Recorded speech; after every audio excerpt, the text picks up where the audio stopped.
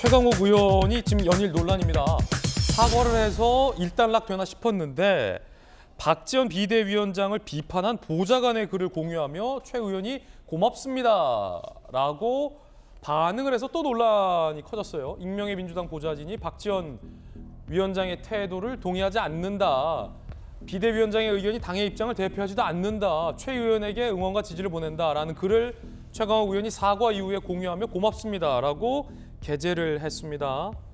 박지원 비대위원장은 최강욱 의원이 사과를 하자 그 사과를 수용하면서 이렇게 해석을 했는데요. 결국 성적 불쾌감을 일으키는 부적절한 발언을 한 것이 사실임을 인정한 것으로 수용하겠다. 이 부분을, 이 대목을 문제 삼는 글을 최강욱 의원이 공유하며 고맙습니다. 결국 논란이 생겼어요. 최강욱 의원이 사과는 했지만 사실을 인정하지 않은 것이냐라는 논란이 불거졌습니다. 김소영 교수님 어떻게 보세요? 어제도 우리가 얘기했잖아요. 구체적으로 어떤 발언이 잘못됐다라고 얘기하지 않고 굉장히 두루뭉술하게 사과문을 써서 이게 진정한 사과냐, 사과로서는 부족하다라는 얘기를 어제 했었는데 바로 그렇기 때문에 이러한 문제가 다시 발생을 한 겁니다.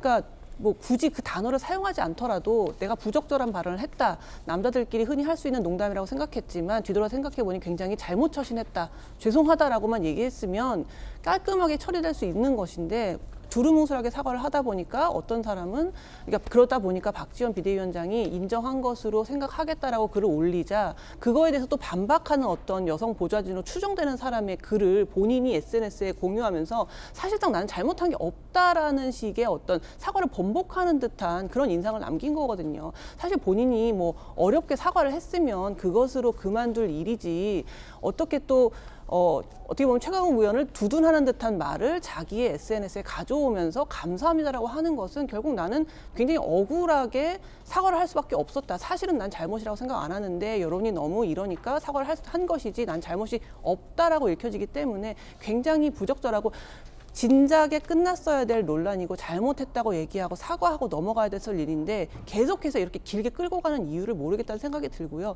또 아닌 건 아니라고 얘기할 수 있어야 됩니다. 물론 개인적으로 최강욱 의원을 지지하는 사람들이 있을 것입니다만 최강욱 의원이 무슨 잘못을 해도 상관없다. 나는 무조건 최강욱 의원이 잘했다고 생각한다. 이런 식의 지지는 정말 올바른 지지도 아니고 그게 최강욱 의원한테 좋지도 않습니다. 예. 그런 말씀 드리고 싶습니다. 자, 지금 민주당 당내에서 강성 지지자들이 박지원 비대위원장을 다시 공격하는 모양새입니다.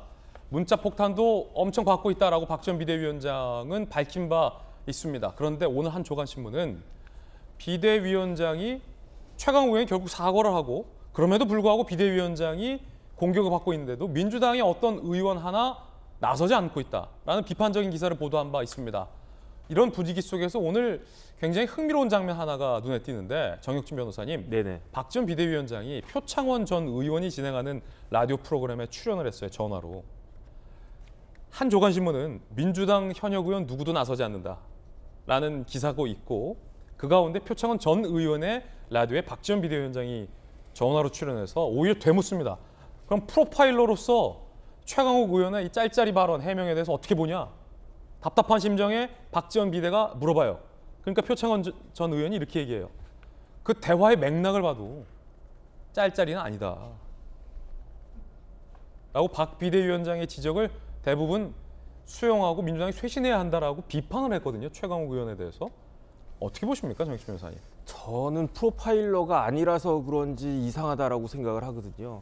저도 짤짤이 많이 했어요. 근데 짤짤이는 최소한 2명 이상이 하는 거예요. 한 명이 접으면은 다른 사람들 뭐 3명, 4명, 5명도 할 수 있는데 거는 거예요. 정상적인 사람이 왼손으로 접고 오른손으로 겁니까? 이거는 있을 수가 없는 일이거든요. 왼손으로 접었는데 오른손이 뭐 간다.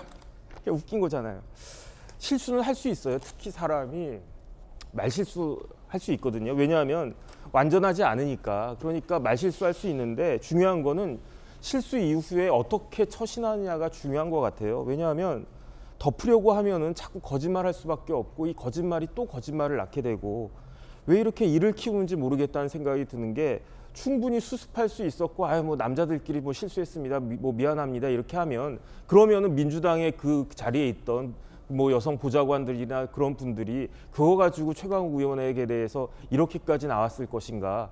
물론 이제 부적절한 것이고 잘한 것은 아니지만 뭐 다음번에 조심하라 이 정도로 끝났을 것을 이게 말도 안 되는 걸 가지고 막 이렇게까지 이야기를 하니까 그러니까 민주당에 있는 뭐그 많은 그 국회의원들 포함시켜 가지고 프로파일러라고 하는 전 의원까지도 일반 국민들이 봤을 때는 과연 저게 상식적인 그 판단을 하고 있는 것인가 그런 의문을 지금 갖게 하는 것이 아닌가 싶습니다. 그 표창원 의원은 박지원 비대위원장의 비판을 수용했습니다. 네네.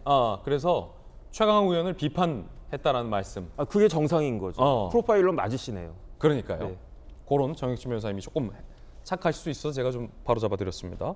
그러니까 프로파일러가 아니더라도 이건 충분히 납득할 만한 해명은 네. 아니었다라는 의견까지 들어봤습니다.